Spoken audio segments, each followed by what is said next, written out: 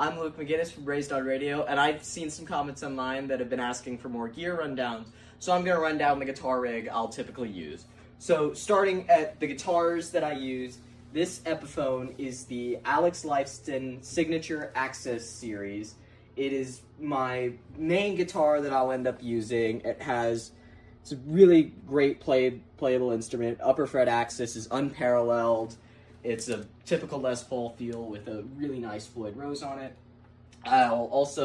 My secondary guitar I'll use the PRS SE Custom 08. It has dual pickup switches and it's just another very wonderful guitar to play. And then I also have this Ibanez RG550 for some more shredder stuff. It has a very thin wizard neck, as they call it, as well as the PFA Pro DiMarzio pickup in the neck position and the Super Distortion DiMarzio pickup in the bridge position.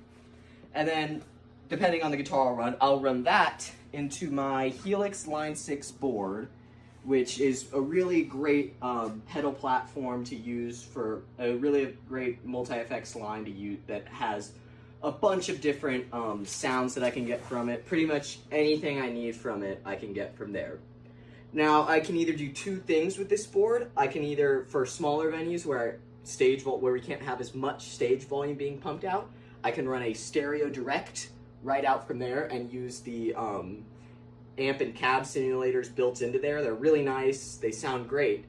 But when I'm in a little bit of a bigger place where I can pump out more sound, I can bypass those, and then I run an effects loop into my amp back here. This amp is a Bugera 1960 Infinium 150 watt amp. Essentially, this amp is a carbon copy of the old vintage 70s Plexis, but with some more modern stuff. It is essentially an effects loop. That's one of the main reasons. And then, since it's not a master volume channel amp, there's no real way to turn down the master volume without affecting tone. I have this PS1 Power Soak, which is an amp attenuator that I use for more direct volume control. And then I run all that into the Marshall 1960B, just the gold standard for classic rock guitar cabinets. And then when I mic this, I'll mic it with a Sennheiser E906 mic and just hang it right over the front. That's my whole rig rundown, so